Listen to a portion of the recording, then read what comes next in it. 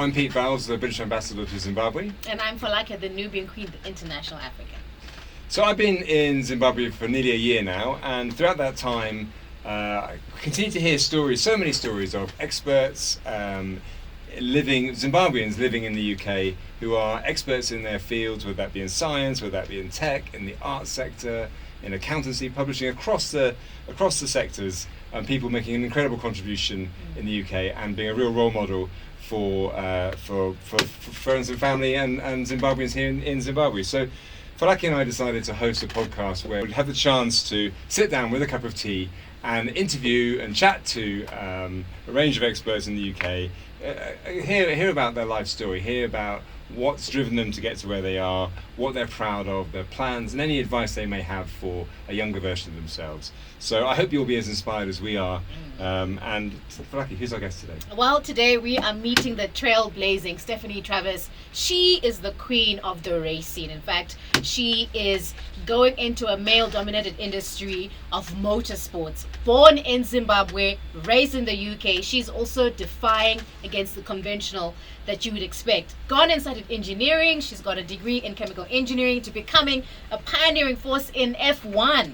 She's also proven to be the first woman of color to stand on an F1 podium at the Styrian Grand Prix about 4 years ago. She's also definitely carved her name in history. She is also impressive with a resume as a PETRONAS trackside fluid engineer. She's been deputy team principal at Lewis Hamilton's Extreme E-Team times 44, and she's impact manager at St. Louis Foundation Mission 44. She is the epitome of innovation and excellence. And I'm curious to know, did it all start when you were a child, Stephanie? Perhaps as part of your dad's engineering business in Harare? Did that for some reason be a catalyst in this journey that you've taken towards motorsport? I think definitely that was the decision. That was the starting point for me with engineering. Every day after school, we'd go back to Dad's business, and instead of being in the room doing my homework, I'd be sneaking into the factory to try and have a look and see what was happening within there, what sorts of things they were making, and I was really fascinated from a very young age. So my dad always encouraged me to pursue a degree in engineering. However, I was so determined to go and study medicine, so I initially went on this path of exploring what it would be and what it would take to study medicine at university. They forced me to do a work experience, and thank goodness I did. At 16, I went for a 2 weeks work experience in a hospital, and on day 2, I came home crying, and I said, I do not want to be a doctor. I don't want to do medicine, and I'm going to look at engineering. And that was the moment where I knew for sure that that was the right path for me. Well, Stephanie, lovely to meet you and to chat today. I have a slight tangential interest in the sense that my cousin was in the Formula One world, and I think worked for Mercedes around the same sort of time as you. I think you know him, James Vowles. I do indeed. I loved working with James. I would feed into James for some of the analysis I do trackside, and we'd work very closely with the engineers, and James was one of the strategists within the team that I would talk to quite regularly. Great, fine, nice connection. So maybe Stephanie, just take us back a bit. You arrived in the UK as a child, having been born in Zimbabwe. We'd love to hear a bit more about your experience at school, the community you ended up in. What was your childhood like in the UK? Yeah, I moved to the UK when I was 10 in 2004. I moved to Surrey, to a place called Worcester Park. It was a good experience for the most part. I really struggled initially with the transition. School was very different to Zimbabwe. There's a big focus on sports as well as academics back home, and I'm really interested in sports. I used to run, swim, do netball, hockey, etc. when I was in Zimbabwe. So when I came to the UK, I had a really big culture shock, in a sense that wasn't offered by the primary school that I went to. And my parents had to try and look for clubs that were doing these things outside of school. So not only did I have the school day, I then had clubs and meetings to try and maintain the sports lifestyle that I was craving for. Other than that, I think it was okay initially. The first year I really struggled, as the majority of people in my class had already got their clique. So it was really hard for me to fit in, and I was bullied a little bit. But environment. So I really then settled within the UK and made my group of friends, some of which I'm still friends to this day. Yeah, many of us are actually quite curious, Steph, what exactly it is that you do, but we can't quite paint a picture of it. So I don't know if you can spill the tea for us. Help us understand what it must be like for you being an extreme boss of an extreme E-team, what it must be like being a trackside engineer. Like, we're trying to figure this out, but help us understand what is that? What do you do? Sure. When I was a trackside fluid engineer, my job would be to analyze all the fluids within the Formula One car that Mercedes had. So not only was I looking after the Mercedes teams, all the teams that carried a Mercedes engine or gearbox, I would also need to analyze their fluids. And what I was doing, I was looking for an excessive amount of wear. So wear's normal when you have a car, but if you have too much wear, you know that there's some sort of problem with your car and your car may break down soon. So I could essentially tell you if Lewis's car, Valtteri Bottas's car, any of the cars on the grid that I was responsible for, if they were close to a failure related to the engine or gearbox, through the analysis I would do within that lab. That lab would go to every single F1 race across the calendar, so I was very busy and always living out of a suitcase. After a few years doing that, I had a conversation with Sir Lewis Hamilton about my future aspirations, and he essentially wanted to support me on my journey of hopefully one day becoming a team principal in F1. So I moved across into his ecosystem and worked for his Extreme E team X44. The first year I was associate sporting director, so I was looking at the regulations and driver management for that year, and then I was promoted into the deputy team principal after that, and really had full responsibility of the engineering team as well as looking after the drivers and logistics of the team going into every race weekend. So it was a lot of responsibility on my back, but it's helping me on that journey of gaining the experience that I need outside of engineering. And to back that up, I'm working on his charity Mission 44 to also expand on the skills that I don't have from engineering, like partnership management, stakeholder management, all of the other crucial parts of running a team. It's an incredible career journey as you've gone through, and as like I said in the introduction, there's that brilliant picture of you on the podium in 2020 with Sir Lewis Hamilton himself, and when he won the Australian 2020 Grand Prix. As for, like I said, I mean, you were the first black woman ever to do that, ever to stand on an F1 podium. What an experience in breaking boundaries. How did it feel? Tell us about that. It was such a surreal moment for me, and yes, I'm the first black woman, but I'm also only the 9th woman to ever stand on an F1 podium in its entirety of the sport. So there's not many women that have been on that pedestal. But I was caught by surprise. I was hanging off the pit wall celebrating the cars coming across the line, where I was then approached by someone from the team asking me to go on the podium, a request from Toto and Lewis.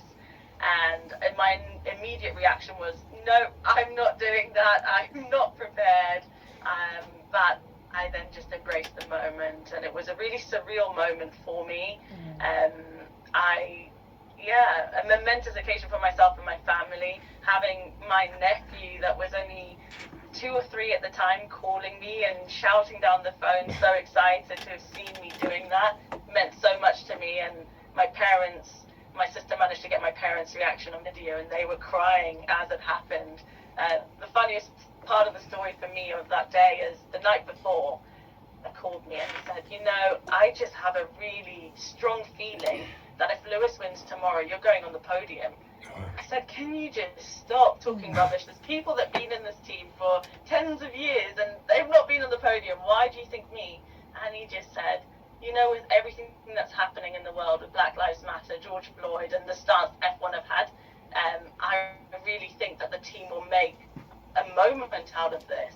So make sure you do your hair tonight and be ready for tomorrow. And I did not listen to the advice of doing my hair properly and was in a rush the next morning, so doing the best on the podium. But it was a funny level story with my family. Well, I mean, it's an absolutely fantastic picture, and sort of I had a look at it online the other day, and it's just it's there, and the sort of follow up from it, how that has just pushed boundaries. It's an incredible picture. Yeah, and you definitely have made history for us here in Zimbabwe because of that picture.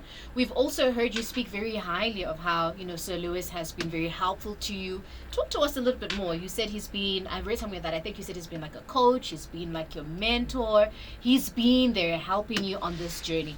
Do you mind, Steph, just telling us a little bit more about that? How has he helped you shape to become the trailblazer that you are today?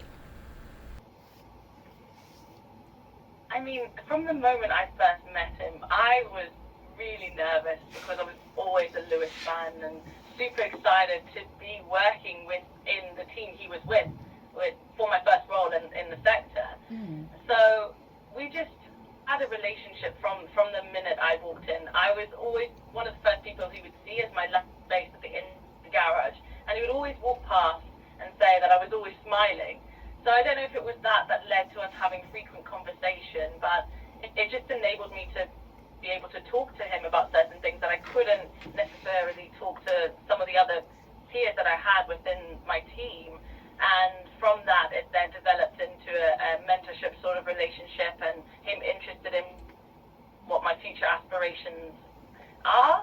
And he decided to support me on that journey and has done that ever since, in putting me within X44 and Mission 44, and still has regular contact with me throughout the years now. So I'm really grateful to have met him and to have his support. It's incredible, and it's a great testimony to the power of mentorship and career support, isn't it? Steph, can you tell us a bit more about this? I mean, you mentioned before about the sort of the off-track role in the Mission 44. Maybe just for listeners in Zimbabwe, what is that? Can you tell us a bit more about the off-track work? Sure. Mission 44 is a charity, and that was set up in 2021. It's working to build a fairer, more inclusive future for young people around the world. And we invest in solutions that empower young people to overcome social justice and succeed, essentially. We have got a particular focus on developing an inclusive education system, creating employment opportunities in STEM and motorsports, as well as empowering young people to shape the world that they live in. So we were founded within the UK, but we are now expanding to the USA, Brazil and Italy, and hopefully coming onto the continent at some time in the near future. So what's next now, Stephannie, for you? Do you have other bigger goals that are lined up after this? I think for me, I'm trying to gain as much experience as I can. I might go to study and do an MBA. I just love studying. But also I feel it will help solidify all the knowledge that I need beyond engineering to hopefully one day then follow in James's footsteps and become a team principal in one of the F1 teams. Fantastic. We've talked about it a bit already, Steph, but you've played such an important role in breaking down barriers and creating a really positive role model.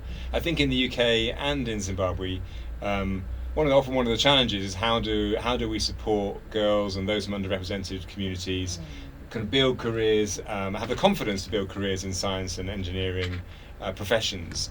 Do you have any thoughts from either work you've been doing with Mission 44 or just general? Yeah, how can we in Zimbabwe, we in the UK, do more to encourage and support girls into STEM subjects? I think girls tend to drop off from the STEM subjects a lot earlier on than boys, and maybe it's because they're not being encouraged as much, or they're not being exposed to the sorts of careers that they can lead you to. A lot of people that go down the STEM pathways decide to then go and do medicine. A lot of females go into medicine as opposed to engineering. So I think we're doing a lot of work to try and highlight the careers that are there and the pathways to get to those careers. University may not be the option for you, and that's okay. There are more vocational routes that can get you there, but schools aren't equipped with all of that information to then provide it to their students. So I think it's really important. I had really supportive parents growing up, and they were always pushing us to do better. School taking us for extra lessons in maths and science to those subjects were enhanced. I did struggle with maths when I was younger, so it was really important for them to ensure I caught up and I had extra support that I needed. I think Cameron should know that parents are very invested in your education. If we can keep being invested in the future students' education and supporting them in the STEM subjects and encouraging them to pursue those subjects, it will lead to more young girls pursuing STEM careers. And just also highlighting where STEM can get you and showcasing that it's not all the dirty jobs that you end up with grease and oil on your hands. There are some really interesting jobs behind the scenes when you pursue STEM careers. Wow, Stephanie, the queen of racing. It has been absolutely insightful sharing with you. For me, Pete, my takeaways are coaching, mentorship are important. You also spoke about the opportunity of having, if you can, on the field experience of a career that you want to try, and I thought that might be useful. Thank you so much for making the time for us to connect with you. I mean, I think, and also just such a great, I mean, it's been really interesting on this podcast. We've had a number of people who've had really successful careers in sort of STEM and robotics or in Formula One racing. So it's just incredible sort of role models for others who are interested in STEM careers. So thank you, Stephanie, and it's been really great to chat to you this morning. To our listeners, we hope you enjoyed this conversation and as inspired as we are. And do join us again next time for another Matt Ambassador Edu episode. Enjoy your tea. Until then, we're out.